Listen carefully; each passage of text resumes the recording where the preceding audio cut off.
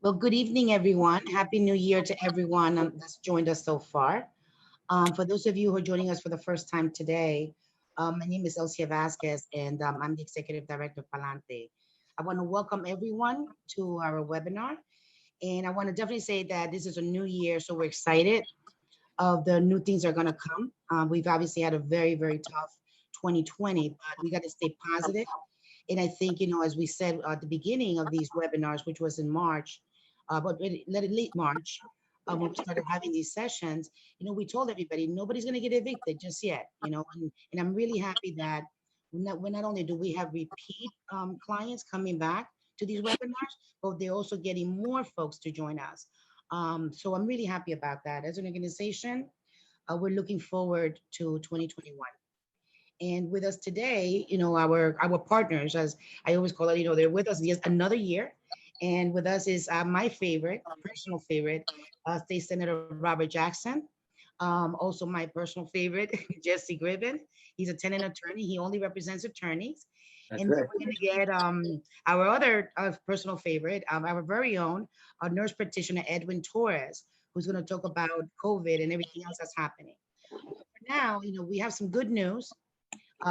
Senator Robert Jackson, he sent me something literally this morning, and I saw it, and I asked him, I'm like, hey, can you talk about it today? And he's like, absolutely. So, Robert, I'm just going to go ahead and give you the mic. I think this is great news for us. If you could help us explain all of this for us, and just remember, notice that Daniel's share is going to be translated on the other side. You've done this before, so you're good. Thank you. Good evening, everyone. First, Elsie, let me thank you for inviting me to come in this evening to this forum to talk about the rights and privileges that we have in New York State.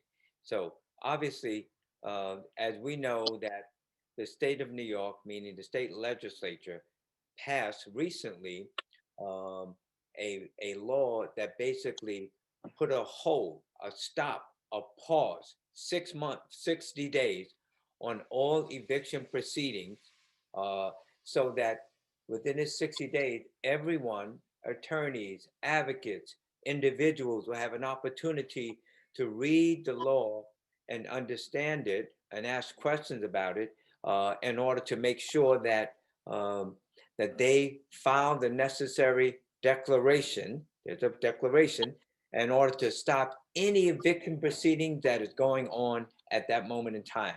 And it may be for someone that uh, was in the process of being evicted before the pandemic, and or any individual that has been negatively impacted by the pandemic. If you file this declaration, which basically saying, hey, I lost my job, uh, or myself and my wife, or the people that are paying the rent, we lost our job, or we got sick as a result of COVID-19, and we're not in shape in order to work, or um, any other reasons that are eligible, so that you can sign a declaration saying that you cannot pay your rent right now. And you are basically, by signing that, you're saying that I'm telling the truth. And now when you're telling the truth, that's all you have to do. You have to sign it basically saying I'm telling the truth. I know that if I don't tell the truth, I may get in trouble. So we make sure that everyone is telling the truth. And that's important. So that was done. And so basically from now until May, we can stop all evictions, but not only in renters, homeowners also, which is very, very important. So that's good. But then again, as Elsia said, this morning I received an update from the council's office regarding the various programs, and this is dated July 7th. And today's date is what? July 8th, isn't it? I believe it is, right? So basically, it's an executive summary of the Federal Emergency Rental Assistance Program. So, and with that program, there's about $25 billion through the Emergency Rental Assistance Program to help households unable to pay their rent and utilities due to COVID-19. And so how much is New York State going to get of that? Well, we are going to get $1.3 billion. And in fact, Chuck Schumer, our US Senator, and as you know, there's two US Senators in New York State. Chuck Schumer is the senior senator, and Gillibrand is the other senator. But understanding that Chuck Schumer is the minority leader of the US Senate, which is a very powerful position, and God willing, soon to be the majority leader of the New York State Senate. And I say to everyone that's listening, if you don't know the process, that we will be in a very, very powerful position to help people in need. And that's a good thing. So basically, this um, rental assistance, emergency rental assistance program, 25 billion throughout the country, and New York State is going to get 1.3 billion. Now, mind you, you should know that we passed in July a rental assistance program that only had some crumbs in it, only had about $100 million. And we had to fight to get that with our governor. Let me just say that. So now this program has 13 times that amount, 1.3 billion. So, and it basically says that the state or localities have to come up with a program to distribute that. And so in my opinion, it's going to be the same program that is in place with HCR, Housing and Community Renewal, but there's going to be a lot more money and a lot more people are going to be eligible. And so what we must be able to do is make sure that anyone is in trouble right now paying their rent or paying their mortgage. Uh, and if any eviction proceedings have started or if they received anything before, that we must file this declaration. Now, who designed the declaration? The court system designed it. Okay, they designed it. And so we're going to be, when I say we, who's we?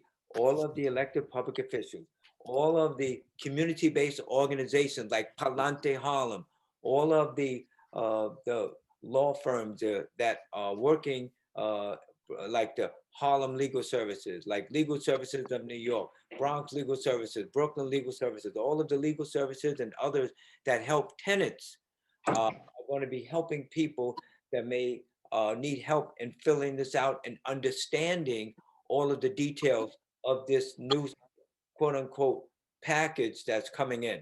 Now, understanding that this is not going to take care of everybody because the money only goes to states or municipalities that have at least 200,000 renters, okay?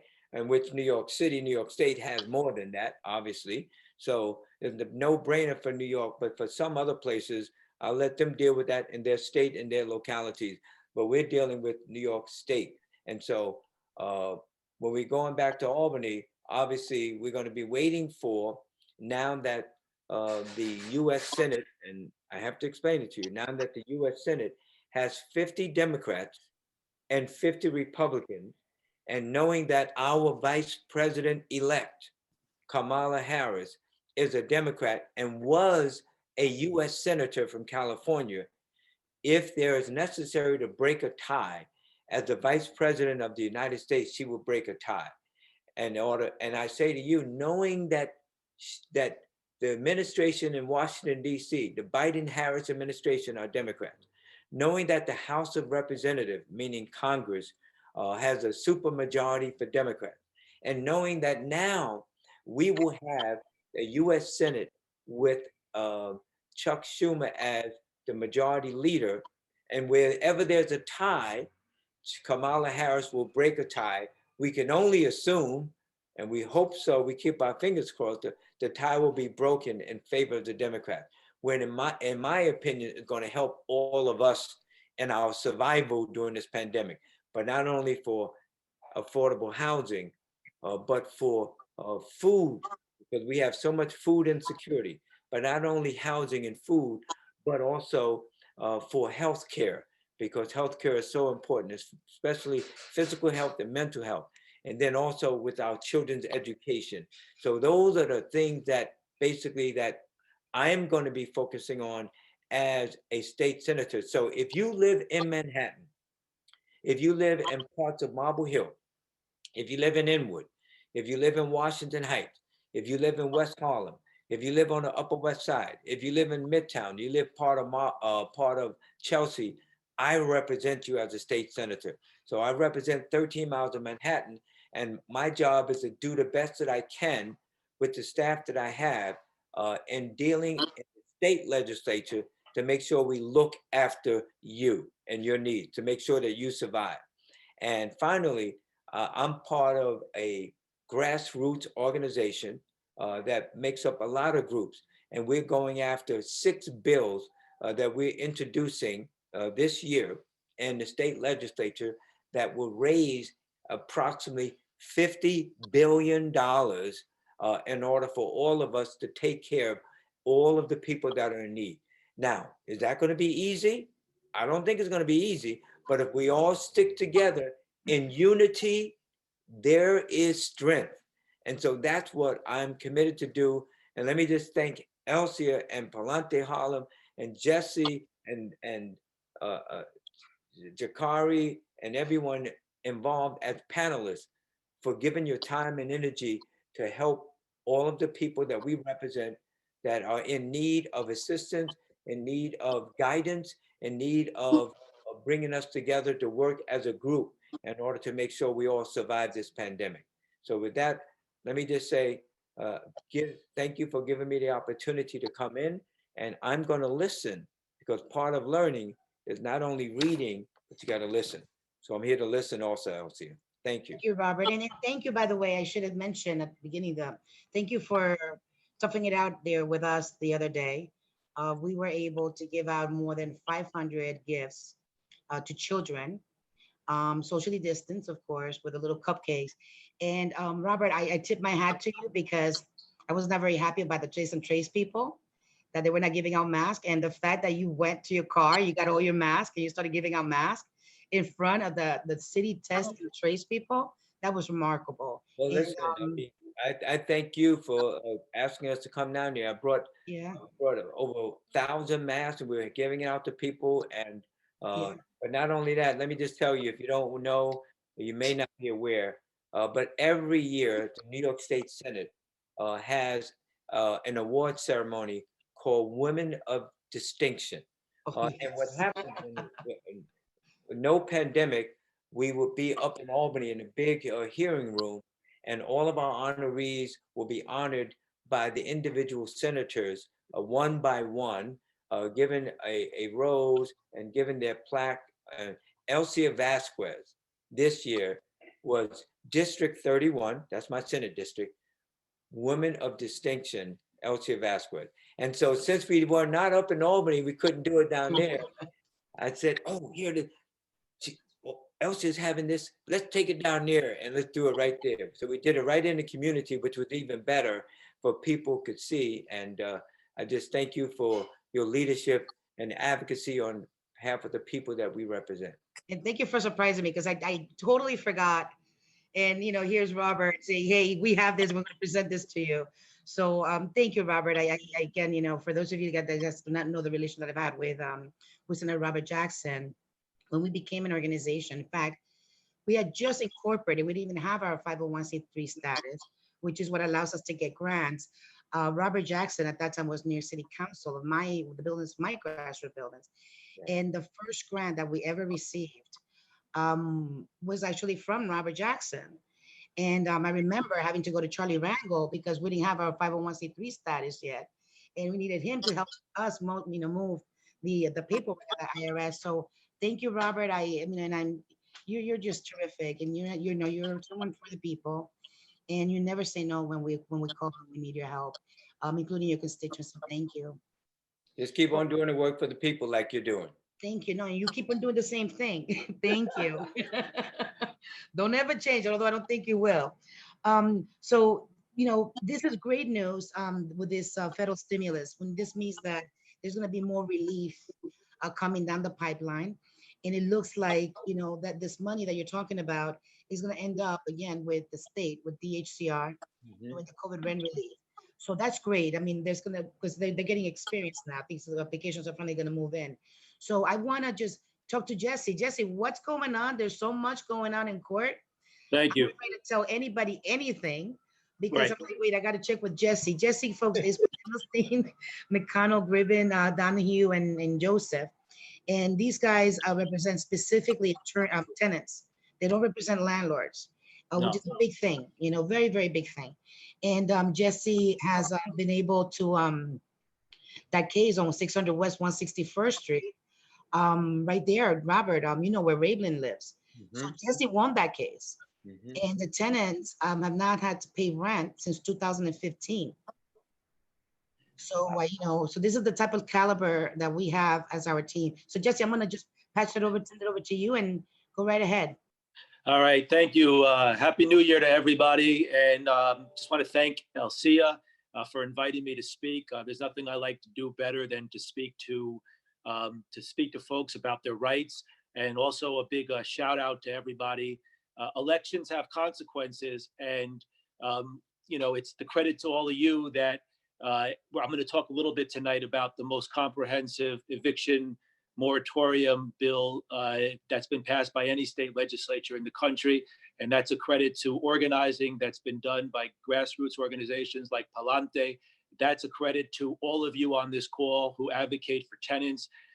We were able to take back control of both houses up in Albany, and we have seen profound results delivered to tenants. We're going to keep pushing. Senator Jackson knows that. We're going to keep pushing. There's still a lot of work to be done. We're going to continue to advocate around issues that are important to tenants. But for the moment, I'm going to talk about the bill that was just passed and signed into law by Governor Cuomo on December 28th. And Senator Jackson talked a lot about it, but I'm going to sort of elaborate on a couple of different sort of key issues. Since the onset of the crisis, and as everybody here, I'm also an Inwood resident. I live up in Inwood and really never left the neighborhood. I was born in Washington Heights. Since the onset of the pandemic, right, New York has been hit particularly hard, and we've had relief in various forms as far as protections for tenants and protections against evictions.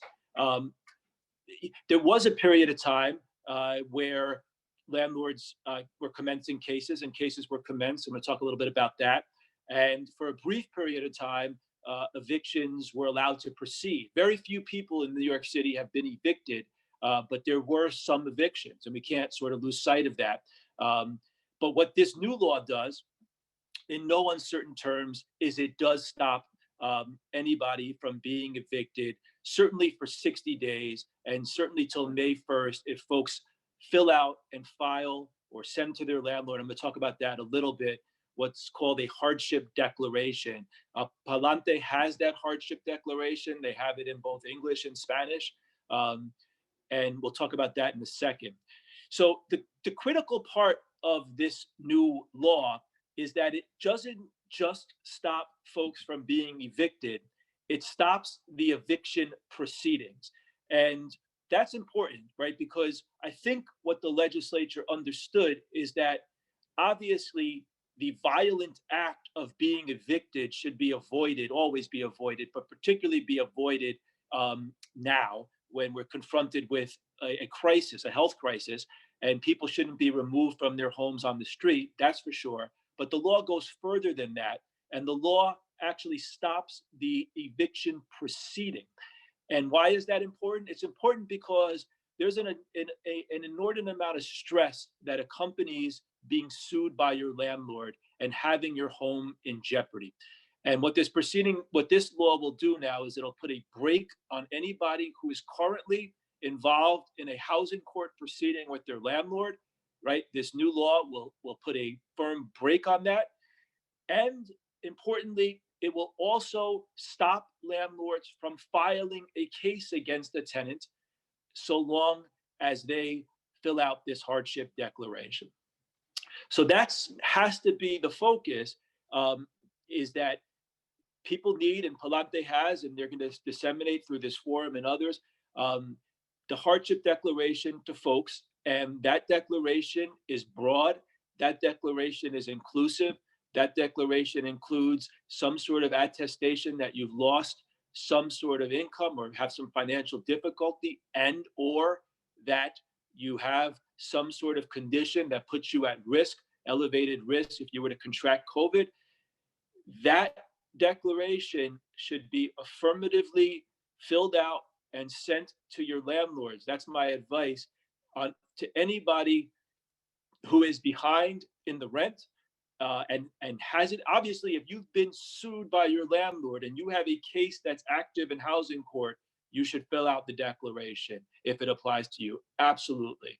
But other folks who have not yet been sued by their landlord, but that owe rent, my suggestion is that you also fill out and send in the declaration, give that to your landlord, because if you do, the law then places an affirmative obligation on that landlord not to commence a case against you.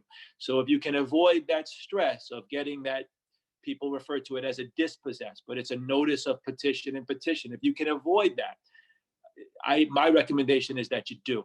And I think the intention of the legislature is, let's get through the winter, let's get to the spring, and we'll pick things up from there. If things are better, okay. And if things aren't, I'm sure the legislature will extend it out. But for the moment, folks shouldn't deal with that stress, the stress of a housing court proceeding, the stress of that anxiety that any day my landlord can sue me and try to evict me. Filling out the declaration, getting the declaration to your landlord will put a stop to all of that. Important. Important. One more thing. I can interrupt you for a second. Sure. So the document that Jesse's talking about is in your chat right now. It's both, the declaration is both in English and in Spanish. Now, my question to Jesse is, so once they fill it out, should they photocopy it? Do they have to get it notarized? What do you recommend from an attorney just to make sure that it's safe, that they just don't mail it and the landlord claims that he never got it? Yes, good question. That's right. It doesn't have to be notarized. That's not a requirement. Again, I think the intention of the law is clear, is it to make it as accessible to people as possible.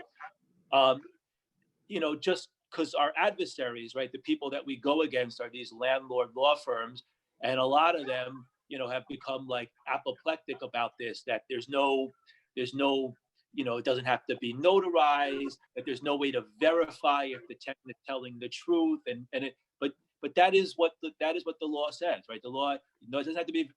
What I suggest folks do, though, is if you send it to your landlord, that you send it in a manner that you can prove that you sent it. And meaning what? Meaning if you can get, again, if you can't, you go to the post, maybe you take a picture. If you have to put it in a mailbox, you sort of document that. If you can get to the post office and send it by certified mail, I understand it's the pandemic and people going out, but that's a way to do it too. Maybe if it's putting it under the door of some of the supers, any ways that you can get it into your landlord's hands, that's what you should do. Send it along with the rent check. Those are ways to get it to the landlord. That's what you have to do. That's what you should do in order to sort of put the brakes on anything until May 1st. One thing I'm going to say, though, is what the law did not do is it did not stop tenants from commencing their own cases against the landlord for needed repairs, right? So if you're at a tenant association or you're an individual and you need, services, heat, hot water, mold, the myriad of conditions that tenants confront in New York City buildings, those cases can be commenced. Those cases will proceed. That we can do. That you should do. What this law does is it stops the evictions, and it stops the proceedings that lead to evictions. What I've seen repeatedly also is that the landlords, when they're billing the tenants, they continue to pile up late fees. Can you elaborate on those late fees and on repairs? Sure. Yeah. So, right. So there's nothing in the new. Well, there's some issues about late fees, etc. in other laws, right? So the Housing Stability and Tenant Protection Act, things that we've talked about. Again, the result of the tenant movement for many years in tenant advocacy, and late fees and the ability to collect late fees as possessory judgments and to penalize tenants. Those things are not permissible. Landlords are going to continue to push, right? What the new law doesn't do right? It doesn't cancel rent. It doesn't prohibit a landlord's substantive rights in any way, as far as late fees, etc. That might be something we want to advocate around, as far as people shouldn't be penalized, right, for having missed payments because they've suffered economic harm. The other thing too, not to kind of, sort of, we already see, I mentioned sort of how the landlords are approaching this in the real estate industry. We've seen some landlord law firms advising their clients that what the new law doesn't stop is landlords suing tenants in what's called a plenary action, right? And that's not an action in housing court. That's an action just for money damages, a contract claim. And we have to wait and see how serious landlords are about pursuing, their claims for rent against tenants in forums other than housing court summary proceedings. So, but I'm not so sure that that's going to be something that landlords will pursue in earnest. The timelines on those types of cases are much more elongated, if you will, than they are in housing court, and a lot of times that's why landlords don't pursue those in other places. But it's important to sort of note what the law does. It's also important to note what the law doesn't do. So I don't want folks to sort of think that what this law does is it sort of creates a window, right, where rent isn't due or rent isn't owing. It creates a window in which people don't need to be facing evictions or those proceedings. Yeah. So here's a copy of the form that Jesse's talking about. Thank you, Robert, for putting it up. Really appreciate this. We love our team. We have, aside from Robert Jackson, we also have another Robert, and he is the Zoom guru.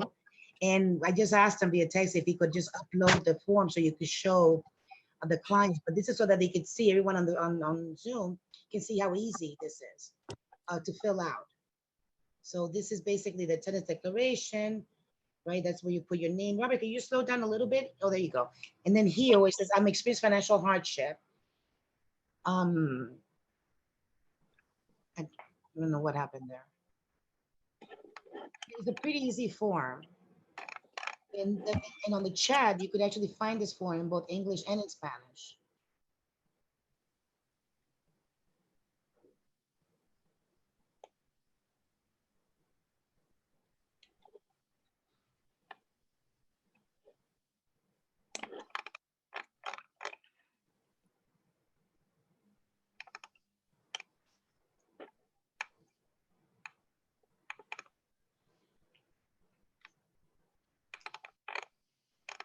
Thank you so much, Robert, for putting it up so this way everybody can see. So basically you sign it, you write your name. Can you go down a little bit? Just go down a little bit. So you sign it, you print your name, and then you put the date. And then on top, you get to select the points that you want to say. And for those of you that do not have any printing abilities, our offices are open on Fridays now.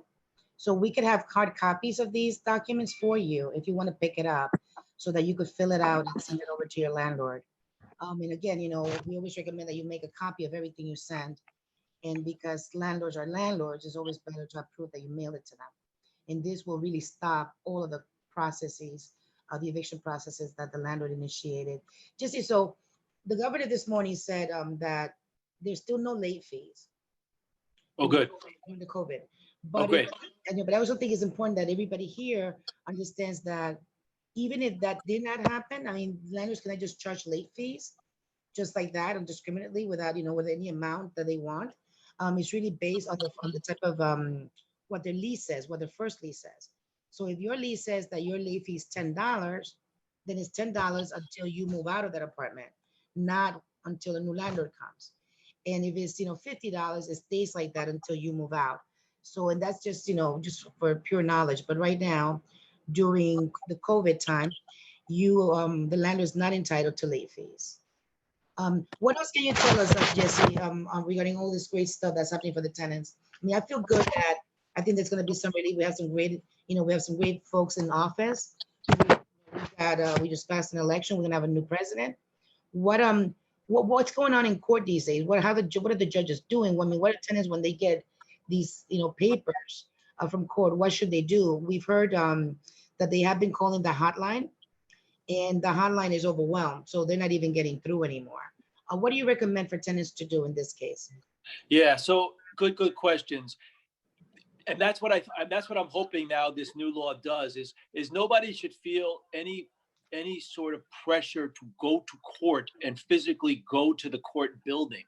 That I think was a big factor, right? Even during the height of the pandemic, landlords were required to include certain notices alerting tenants that they didn't have to appear in person, that they could answer by phone, as Elsia alluded to, and those were disasters. People not getting through, people having issues, and that was a big problem. And people were actually going to the courthouse. I mean, people were physically presenting themselves and putting themselves at risk by actually going to the courthouses because they were scared. They were scared that they were going to default. They were scared that they were going to, not answer timely.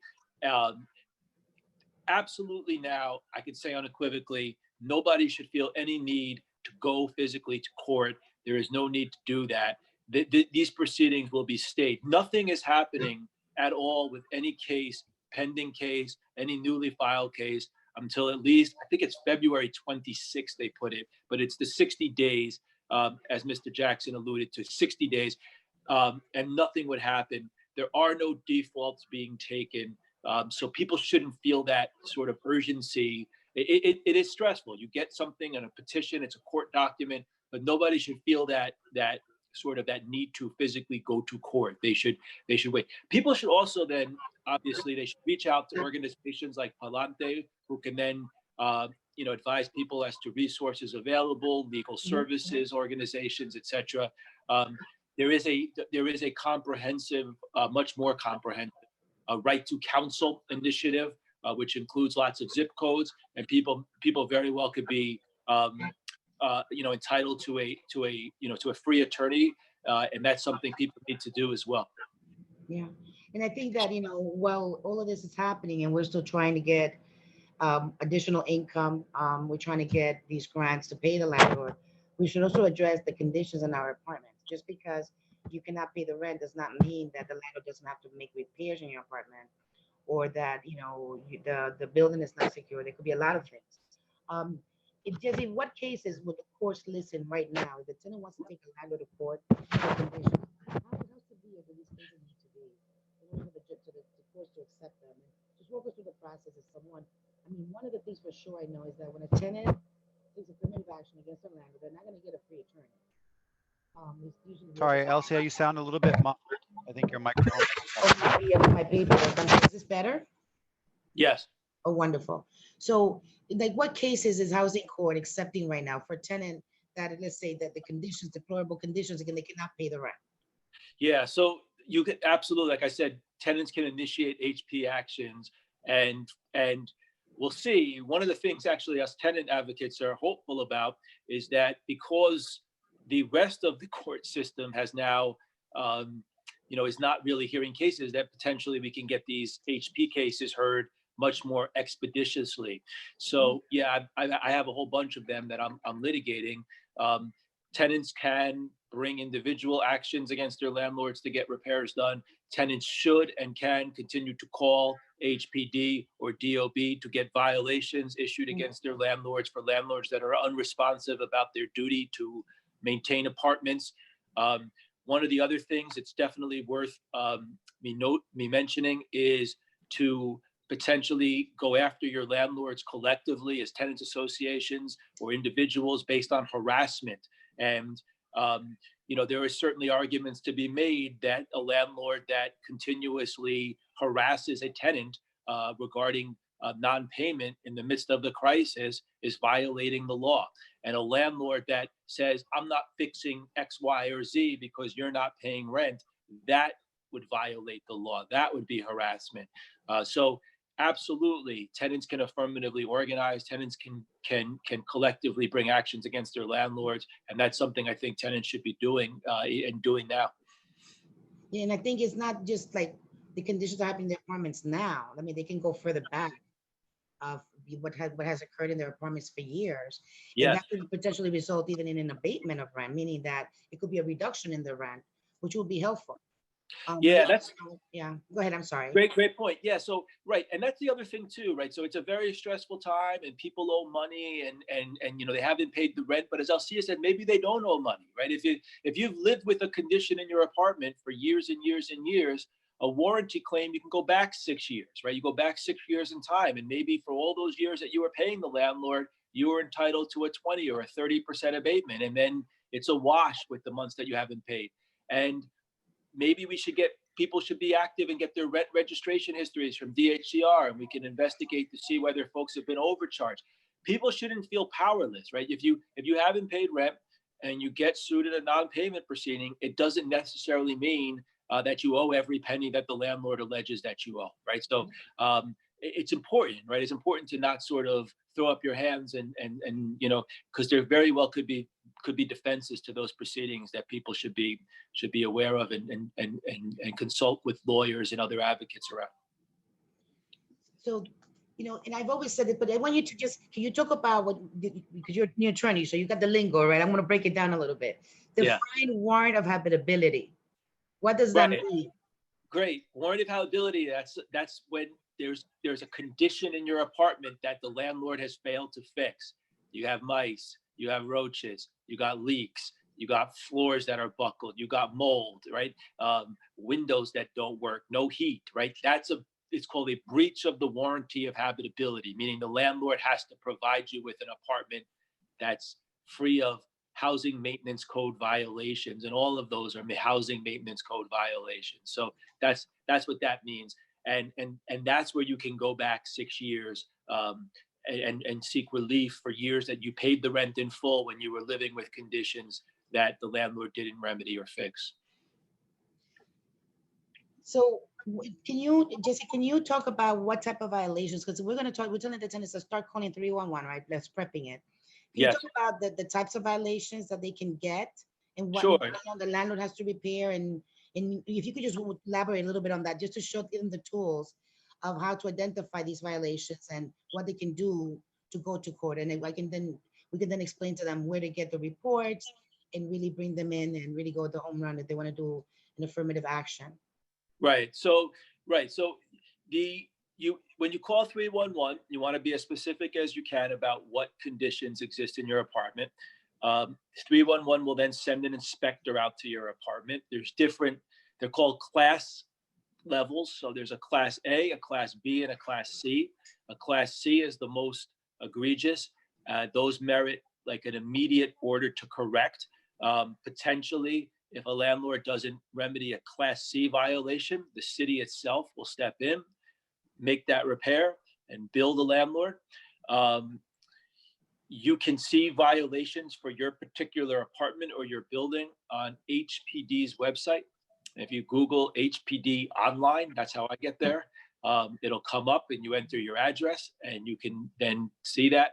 I believe there's a portal on their page that you can also lodge a complaint. I believe that's true. And what folks want to do as far as documenting conditions, right? Because eventually, potentially you're in a court case, is you want to make sure when you communicate to your landlord about conditions in your apartment, you do it in a way that you can prove that you did that. You want to take photographs. You want to take videos with your phone. You want to keep a log, right? If it's about heat, this was this day, it was freezing, right? I mean, so you want to sort of document conditions in real time because those then are what's called, in us lawyers, like that's evidence, right? That's evidence that we can then use in a case. So that's important. Great. So, I mean, the way what we always tell folks is, people don't plan to fail, they fail to plan. And the only thing that we know for sure is that it's tough paying the rent. There's a lot of us experiencing food insecurity. But you have defenses. There are defenses there. And then we have great legislators and great attorneys and great grassroots tenant groups are helping you navigate, what's going to come forward. This is why we're having this webinar. This is why we keep on having these webinars every 2 weeks. It's really to help educate you and help you navigate the process. If Robert could upload the slide regarding the resources that are available right now, because some folks think that they have to be in court in order to apply for one-shot deal, and that's actually not true. You can apply for a one-shot deal now, all you need to do is have the entire rent statement showing how much rent you owe. So if Robert could upload the slide showing all the resources for me. Yes, absolutely. One moment. Thank you. All right. And the Get good that thing up is on. that again, there's always going to be more resources. I think that we should not panic so much. Sometimes the media likes to make us panic. But you have to understand that if you have rights, if you're rent stabilized, you have tenancy rights, the lease is under your name, or you have succession rights, you have every right to stay in your home. So here on this one page here, there are different resources, right? The first resource is the Division of Housing and Community Renewal. Here you can actually go and request a copy of your rent registration history. You could also call them. This is the actual number where a live person, a warm body, is going to pick up the phone.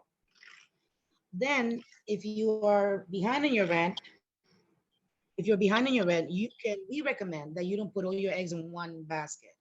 You should apply for both. You should apply with the city, and you should apply with the state. The city is called Human Resources Administration, and this is again their phone number. This is the link here is where you can actually apply using your phone. You could download the app on any smartphone and you could apply for a one-shot deal. Some of us go into the system where we apply, but we forget to apply for one-shot deal. We apply for food stamps. Sometimes we apply to pay rent, but you have to be specific and apply for a one-shot deal. And in the system, you could just upload all the documents. We've heard about all the issues that they have had in the past, meaning since COVID started, in terms of not processing the applications, denying applications erroneously. They're going to get it. Just continue applying. They deny you, apply again, because we've seen it happen where they actually approve you. But if you were denied, call us after you reapply so that we can navigate your application through their systems. And then thirdly, the COVID rent relief program, which is the program that we think is going to have even additional money with this stimulus that the state senator talked about. What this is that $100 million was allocated. I forgot when. Robert, do you remember when that happened? If it was like in June, it was a long year for us last year. But there was $100 million allocated, and only 40 million of it was actually spent. And the reason why it was spent, we like to believe, that is because their criteria was improper. It did not coincide with the need of our community. So what they've done now is they lowered the criteria, and they're saying, the state is saying, if you apply, don't reapply, because we're going to go back to your application. But to those of you that have not applied, and you can show that you're a renter, and you can show that you lost income from April of last year through July, please apply. And again, we work alongside with all these folks. So if you find yourself applying or being denied, reach out to us. Reach out to us with the confirmation number, and we can help navigate the application. And we're very vocal with these agencies, and we have good partnerships with them. We actually call them strategic partners. So I think that's really important for us to do. With us today, we actually have a wonderful surprise. Our very own Manhattan Borough President, Gail Brewer, is on the line with us. And we're trying to bring her in as a panelist because we would love to hear from her. Robert, have you been able to oh, there she is. Okay, Thank you very much. Hola, Gail, how are you? Happy Friday.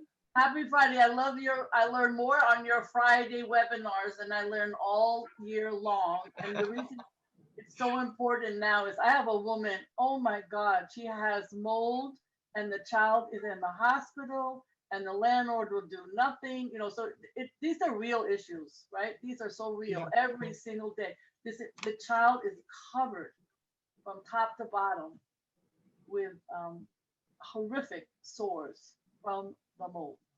And then it turns out that in her building, everybody has the same problem. So now they're going to work together. But you know better than I. Just when you get a case like that, I listen very carefully to what you've said over the time. Yeah. So I hope, did they need help? Can we take the line in court?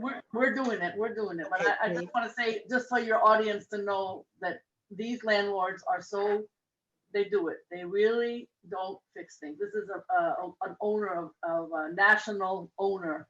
So now I'm finding the guy in Florida. I'm just like you. I'm learning from you. Thank you. So what updates do you have? Can you give us where, it's a new year. We're excited. I'm really just going to look at the positive things. Yep. Robert surprised us today. He said that, Robert, I just have to correct you a little bit. You actually got it January 7th, right? You said July because, it's been a long 7 days. Okay. But Robert just gave us a great news, and he sent this over today to us. And I asked him, and they're like, "Hey, can you talk about this?" And he did. This is the Federal Emergency Rental Assistance Program. Yeah. So, do you have any updates on the city, on what's happening out there? I mean, we're anxious to hear and get positive things. I don't know that I think what's going to happen is when I think people are organized between the ways in which we're getting tested and the ways that we're going to get the vaccine. I think that there's a lot more organization going on about turning some of that into helping on the ground when this, pandemic subsides a little bit. The second thing is we have an affordable housing task force, and we have already called every single hotel in the 5 boroughs, actually, but mostly Manhattan, that is for sale. And we're able to get 2 nonprofits to purchase 2 hotels, and they will be able to use them for senior housing. There's a lot of ability to convert quickly for some of these buildings, and we're going to keep pushing on all the other ones. I think there's 700 hotels in New York, and 163 are being used by the Department of Homeless Service. 63 of those are being used for those that are staying away from congregate housing. So that's one possibility. And then, of course, the second is with NYCHA. I don't know what's going to come out of Washington. Robert and I don't know, but in a discussion tonight in Washington Heights, I think it's very positive in terms of a plan that's coming out of New York and the possibility of Section 8.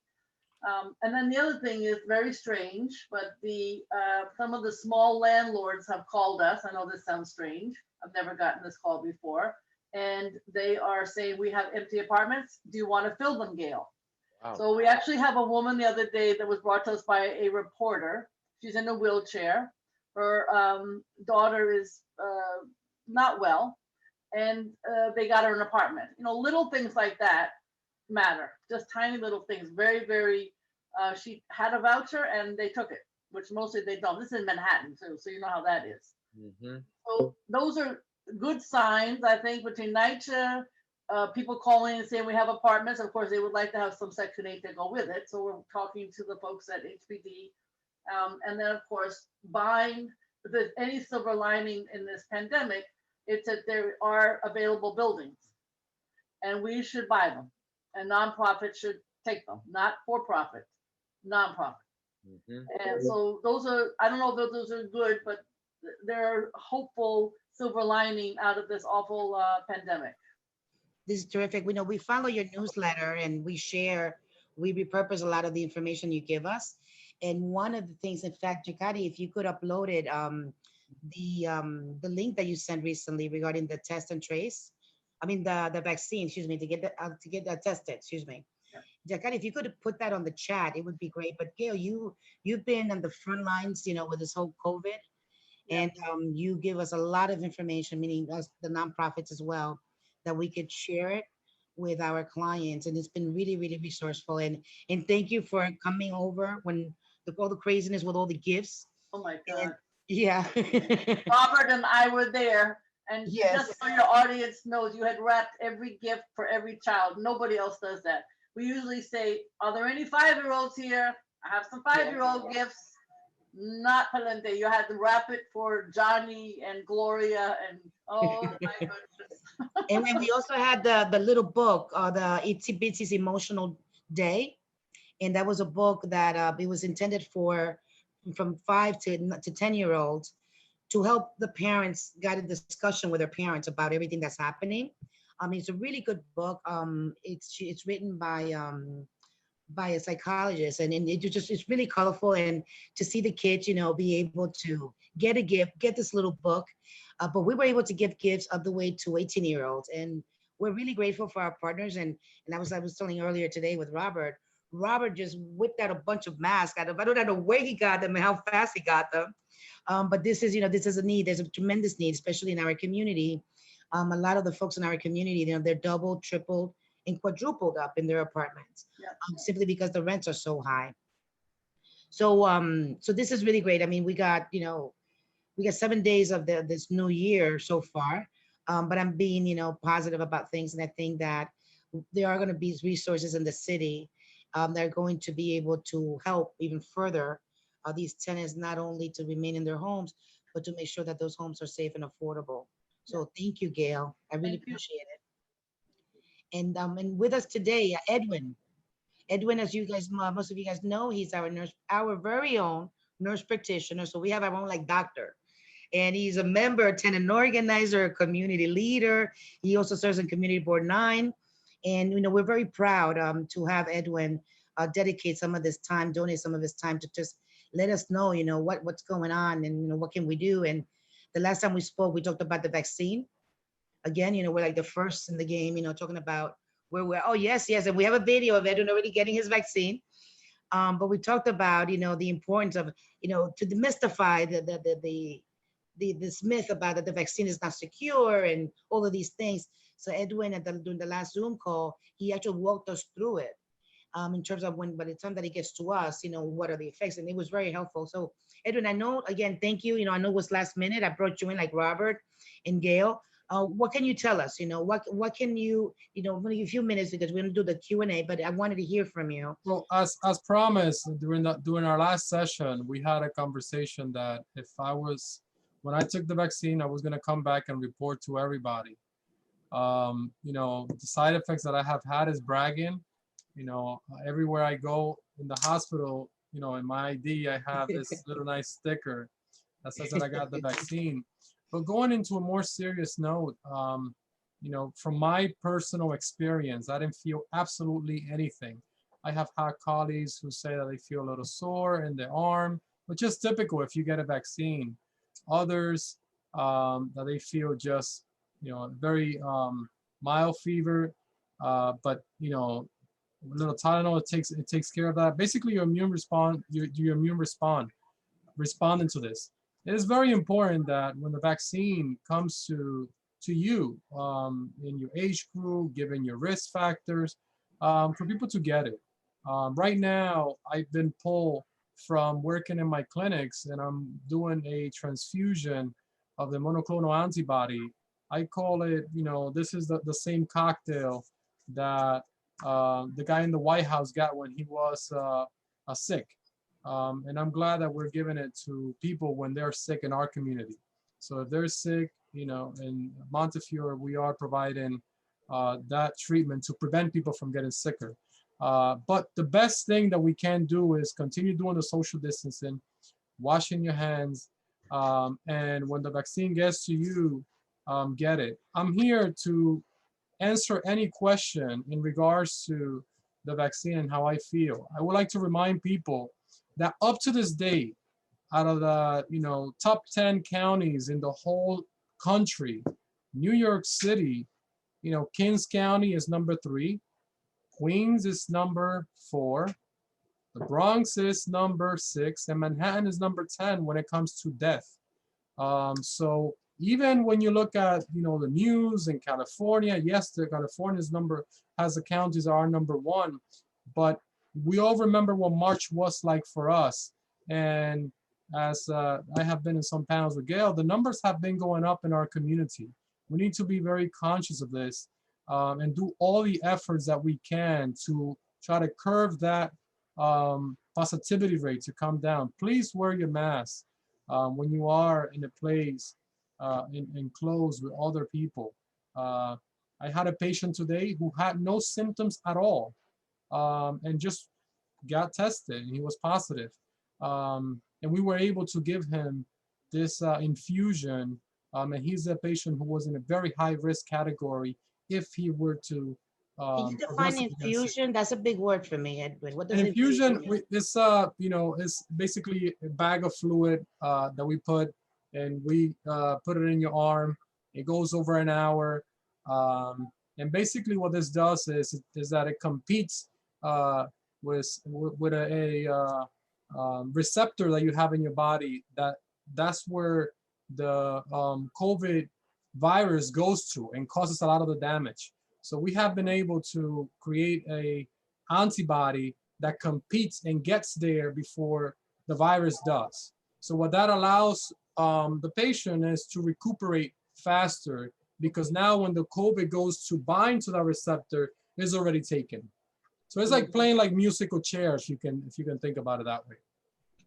Wow, wow.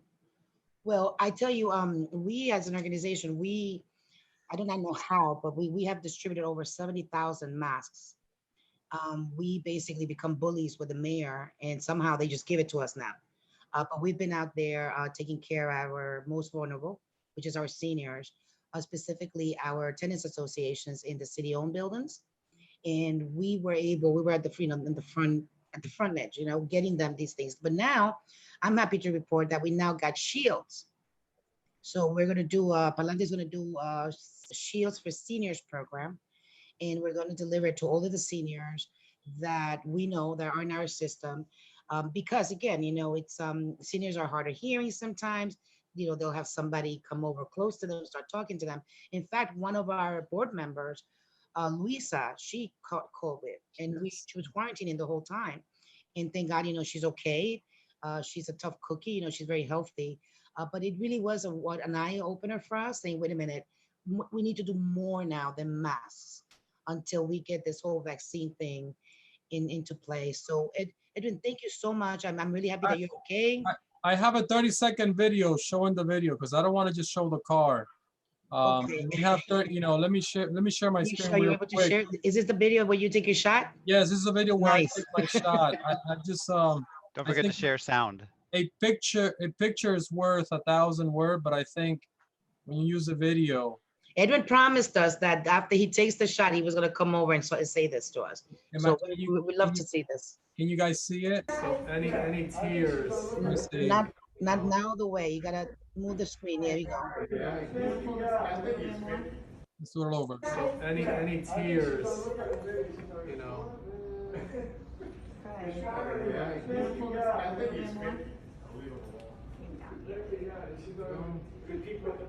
Ready? We are. Let's do it. And that's it. No pain, no gain. Oh, that doesn't hurt at all.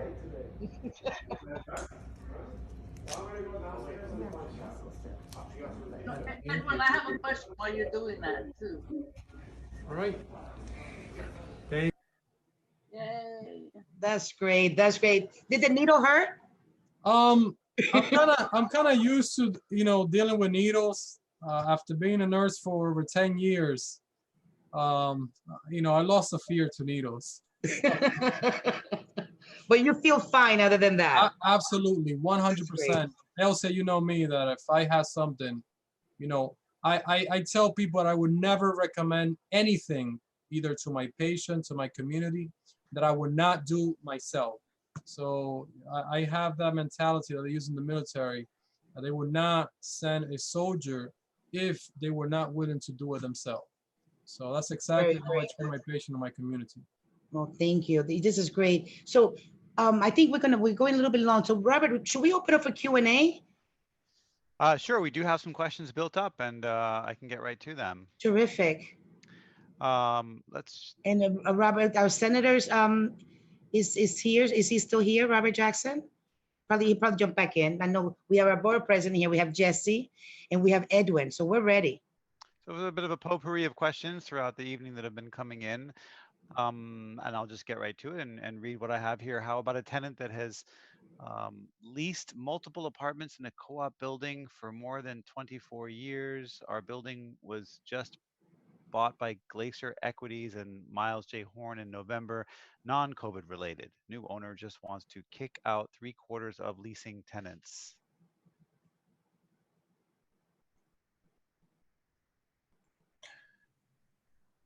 You want me to take this, Elsia? Yeah, if you could. Sure. So, I'm assuming that you've been there 24 years. You're probably rent stabilized tenants. That would be the first sort of question, right? Whether or not you're stabilized tenants, you have, so if that's the case, then the landlord can't just get rid of you. The most important thing you can do is organize, create a tenants association, get together. I suggest that you reach out to Alcia and get more information, but that's something that the landlord can't just remove tenants because they purchase a building, right? So that's certainly something on its face that I would say would be illegal. And if your landlord continues to do that, you probably could advocate around some sort of harassment claim. The only thing I would add would be the press. I mean, if that is in fact true and it's an entire building, that's a press story. It is so outrageous in 2021 with a lack of affordable housing that the press would be interested. Mm-hmm. Do tenants have to produce evidence, receipts, documents to support the hardship declaration? No, they don't. It is too dangerous to permit inspectors into one's apartment, and I have not used my bedroom since Hurricane Sandy due to damage, mold, cracks, etc. Go ahead, Jesse. I'll let you answer. Yeah, no, I understand that. I understand the fear of letting people in.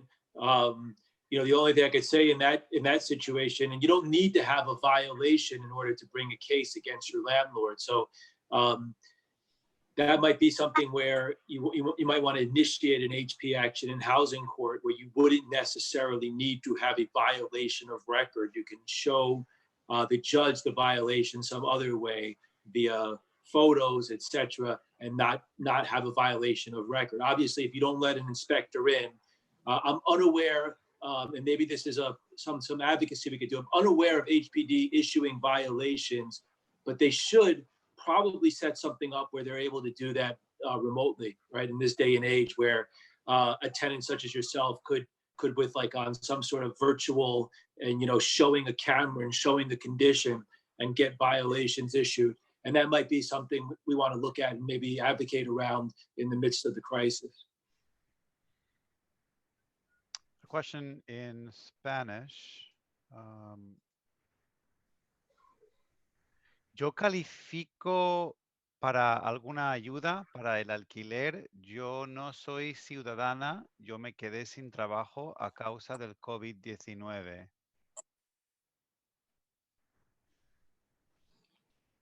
Yes, there's different programs available. It depends where you apply. So, and it also depends that if your legal status in this country. If you don't have documents to be in this country, but you have children that were born in this country, you have every right to be able to apply for services. You could reach out to us tomorrow, not tomorrow, excuse me, on Monday after 10:30 a.m. and we could help you navigate where to apply. And our phone number is 212-491-2541. Again, sure, the phone number at Palante is 212-491-2541.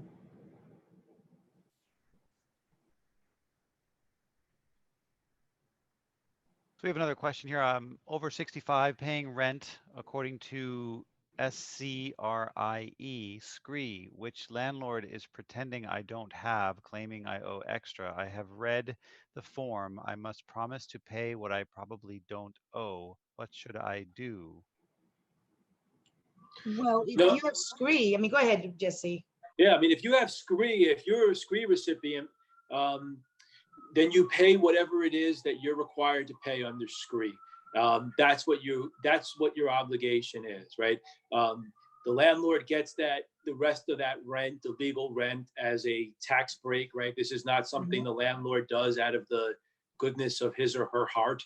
This is a program that allows the landlord to realize whatever the legal rent is for an apartment, one way or the other, right? So absolutely not. Anyone that gets SCRIE, anyone that gets DRE, they should pay their portion of the rent and not a penny more. If a landlord is going to sue you or something, those things can be sorted out, but nobody should be paying above whatever it is that they're entitled to under these programs. And if the landlord continues to bug you to tell you that you owe him more money, have him call pa'lante. I'll wait for him. And that's an easy one because the Department of Finance will also fix them. So Yes. Yes. Yeah. My landlord is a HDFC. They're giving me a hard time with a rent statement. I asked them, they didn't reply. I got denied for a one shot because of that. I also tried to get that building history before they became HDFC and it doesn't appear. But this building was built way before 1990 and I need help with that because I feel like I pay exaggerated rent. So if it's an HDFC, the rent laws don't really apply to you. But you should have every way to access a copy of your rent statement. Jesse, what can you do? Because that looks like it's constructive eviction.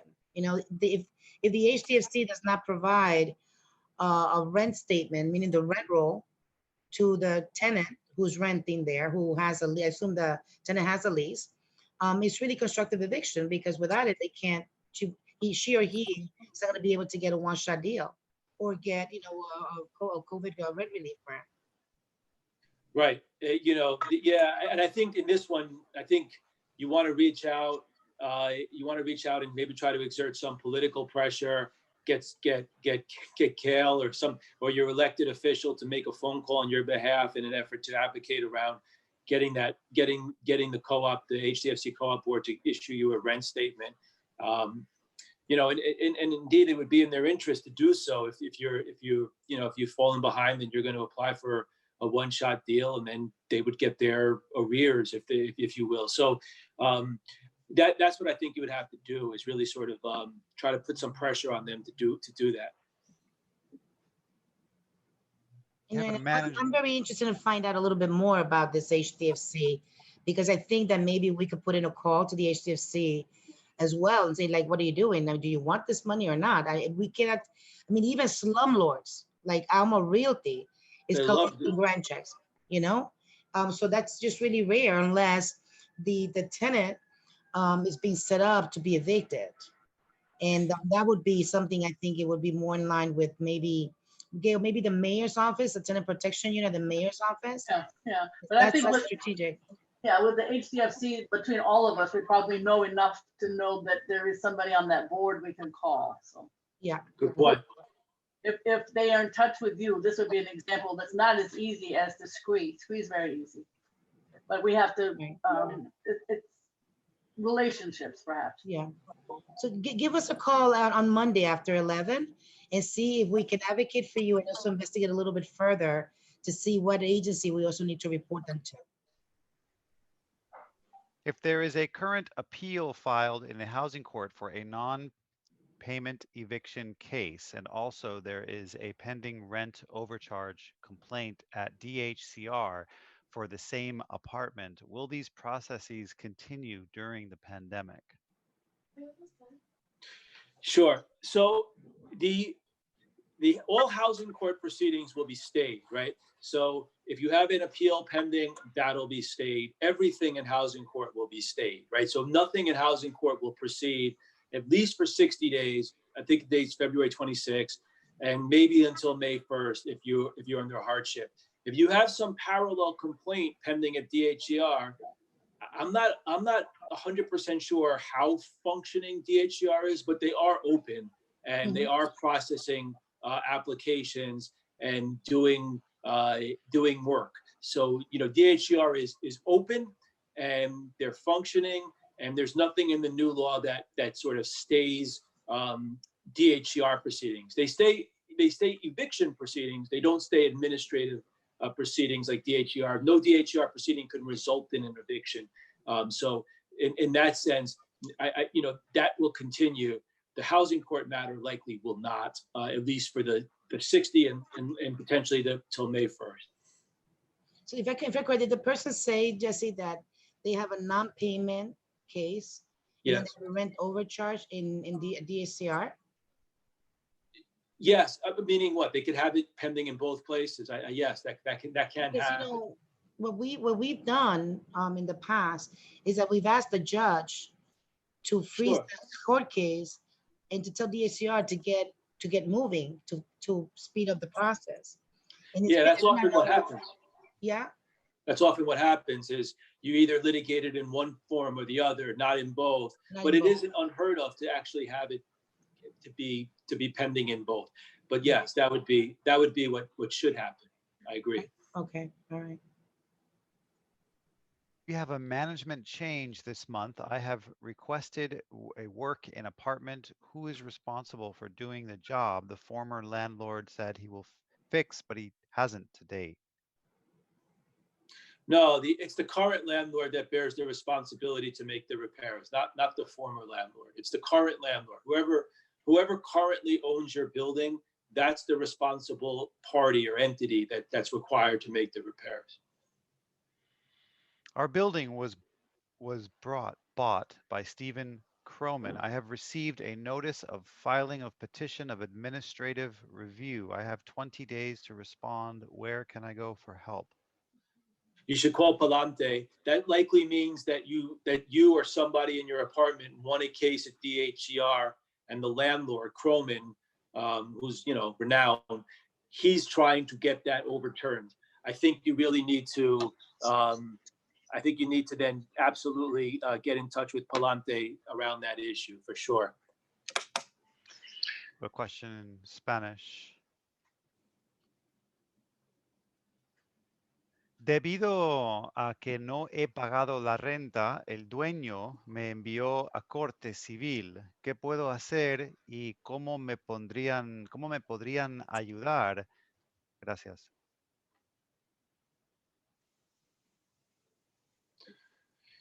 Yeah, so this is something I talked about when I made my opening remarks. Landlords sometimes are doing that now. We're concerned about this, meaning that they're looking at housing court as being someplace that's not hospitable to them, right? Someplace that's not functioning for them, and they're seeking to litigate their claims in other places.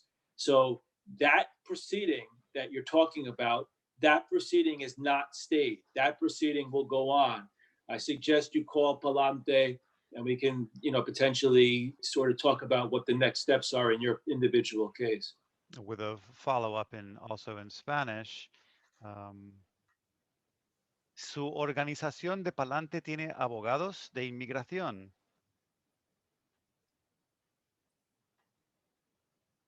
Immigration lawyers? Was that the question? The question, does the Palante organization have immigration attorneys? Palante focuses specifically on housing. So no. I have another question. I have to renew my lease this year. How can I renew it if I have rent stabilized for now? What? Your landlord is obligated to provide you a lease between 90 days prior to the expiration. If you're a rent stabilized tenant, your landlord is required to issue you a renewal lease 90 days prior to the expiration of your existing lease. Question for Edwin is, how do we get in line for the vaccine? So you can hear Gail. I'm sure that Oh my God, my phone is off the wall. Yeah.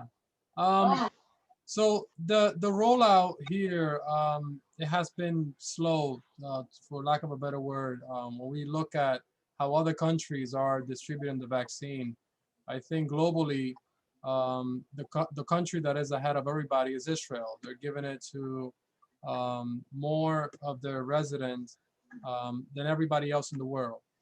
We still have work to do. New York State, they have a phased distribution. I was one of the first one because of the line of work that I do. I'm in, if you don't have COVID, you don't come into my unit. You need to have COVID in order to come into my unit. Those are the patients that we see. But for the general population, if you go into the New York State COVID website, they have a criteria based on your age, on your risk factors, and then they'll give you sort of an idea. At this moment, I cannot tell you or anyone, hey, tomorrow or next week is when it's going to happen. But I would say, please stay in touch with our local organization like Palante, the board's president, and stay tuned, because as soon as we know where our community can get it, that is going to come out. Let's remember that Palante was one of the first ones who had something about COVID at the beginning of the pandemic. We have make sure that our community stay informed about it, and we will when the vaccine is available to our community. As of right now, I cannot tell you when you specifically will get it, but stay tuned. And I am glad to hear that people are interested. Please do, because we need everybody to get it. There was a follow-up question for you, Edwin. How long should someone with a history of food allergies wait after being vaccinated? It depends on the allergy. I will always say speak with your provider. I think that we had just one case of someone who had a food allergy. This was a doctor in Boston he has a severe allergy to shrimp. Really severe. He cannot even smell shrimp because he starts to feel itchy. And he got vaccinated and he had to use his EpiPen. So for those who have these extreme allergies, we always say speak with your providers so you guys can come to a decision. And when you say provider, you mean doctor, right? Your doctor, your nurse practitioners, your physician assistant, the person who sees you for your primary care, who knows you. Is there any help for HDFC buildings?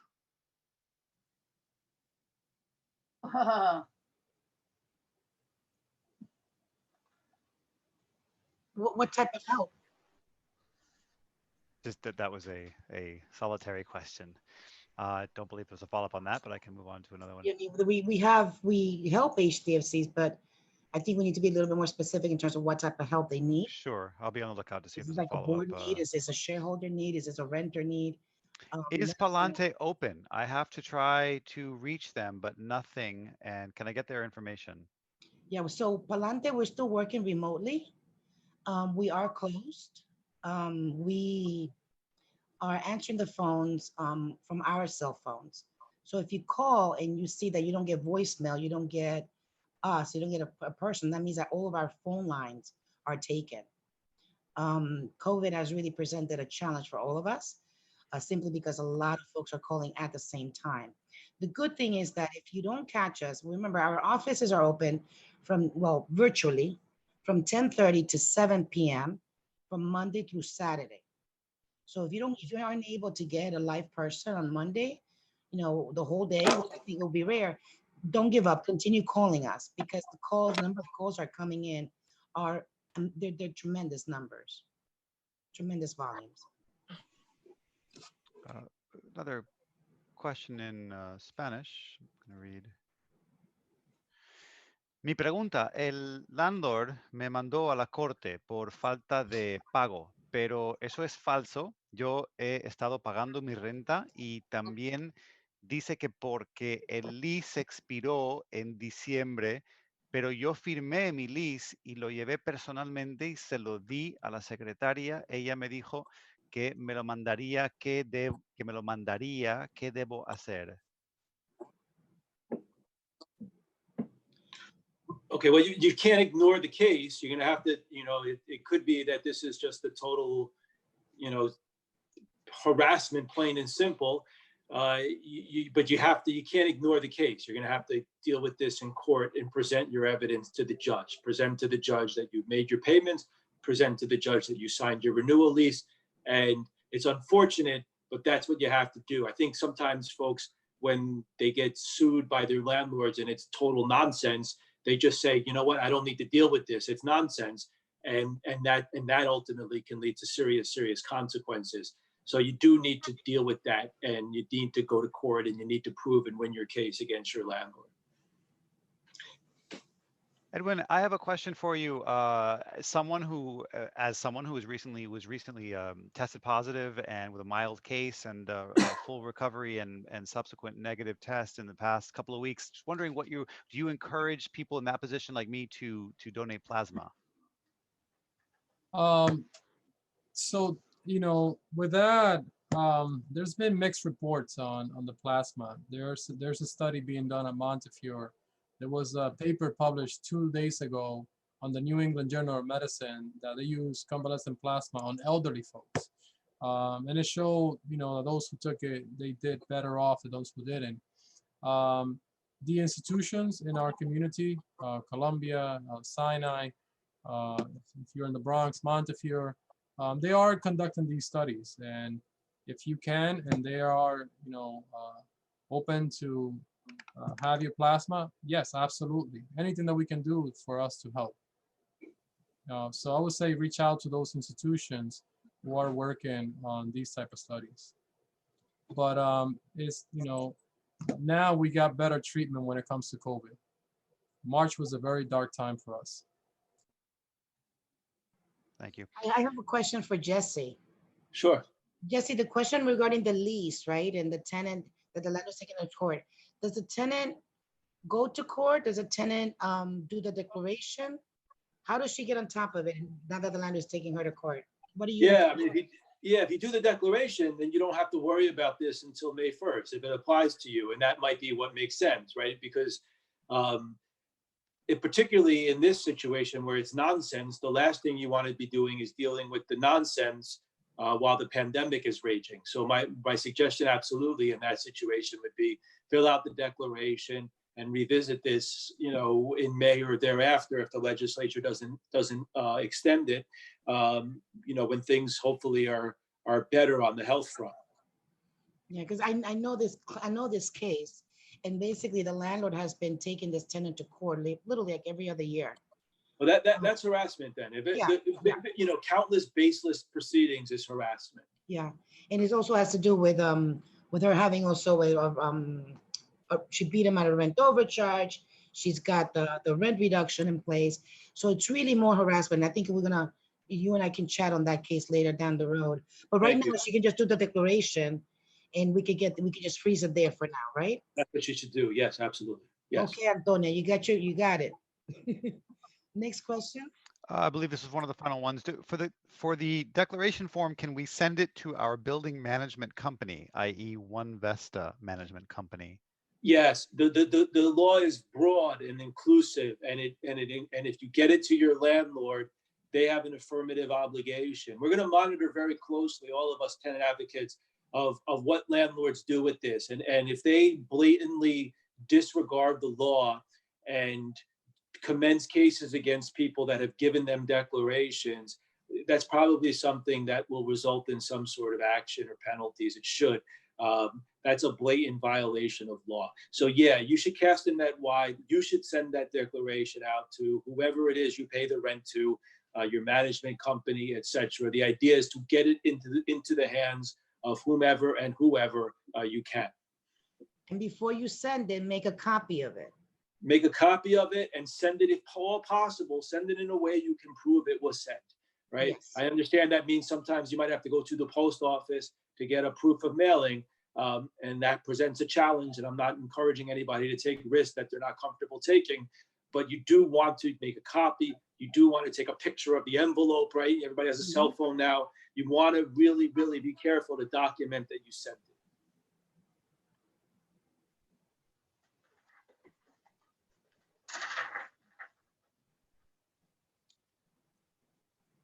I just saw one more question pop in here in Spanish, but I'll read that in English. I think it's for Edwin. My kids are 16 and 18. They qualify for. Do they qualify for COVID vaccine? They are high risk individuals who were diagnosed with asthma. I would say to speak with your pediatrician. The studies, they are being done right now for the pediatric population.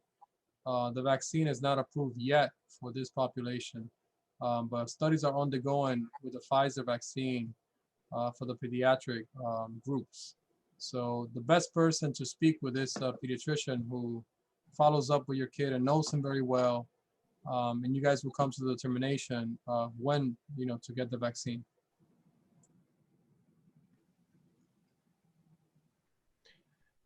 Thank you, Elsia.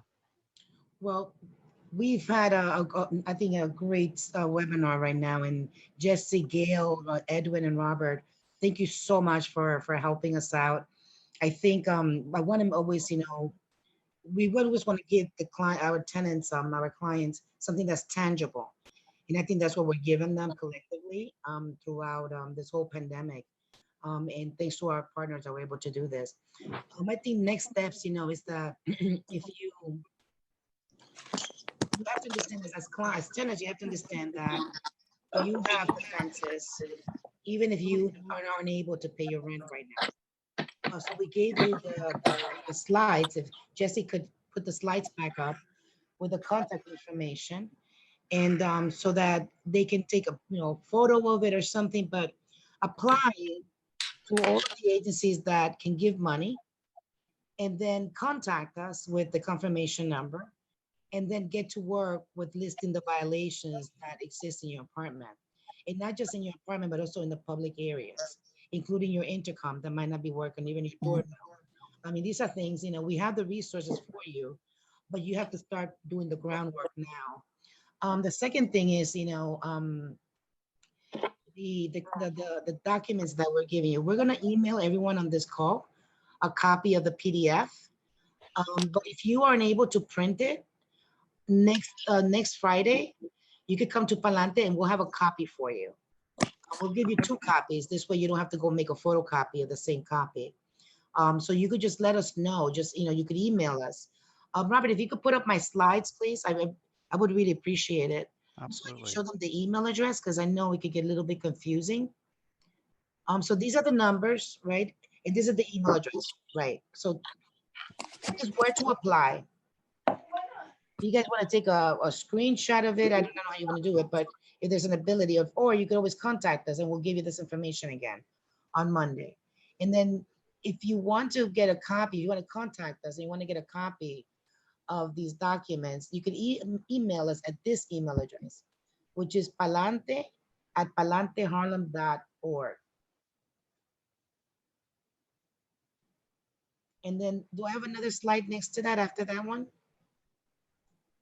Yeah, so this was originally the phone number that we had before, that we shared with you before. Since now we have these documents that you could just mail to the landlord, you don't even have to call this number now. All you need to do is literally send your declaration to the landlord. Like the attorney said, you send it to the landlord via certified mail to make sure that you have proof that the landlord was given this information. So all that said, guys, have a great Friday, great weekend. Elsie, I would like to say something real quick. Yep. Okay. Yeah. Then so- well, give me 1 second, Edwin. And before we finish, before I finish, there's also going to be a survey after all of this that if you could just take the time to fill it out. Edwin, I'm sorry to have interrupted you. Go ahead. Sorry. For those who test positive for COVID, please reach out to the city. They have free hotels still. I know that space is an issue in our community where we have, multiple family members living in crowded conditions. Do not put your family members at risk. If you're positive, call the city. They put you in a hotel. If you don't have, documentation, I don't think that they are looking into whether you have it or not. They just want to make sure that the community is safe. So call them so you can be safely in an area where you do not, continue to give the virus to other family members of yours. Great. And call 311. They'll help you out with that. Great. So this is the survey, guys. Again, thank you so much. I look forward to seeing you guys at the next Zoom call, which will be January 22nd.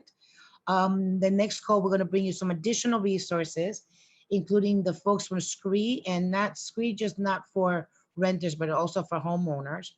And hopefully our friend and partners, Jesse Gribben, or a member of his team, they can also join us later this month as well. And again, if you have questions, give us a call.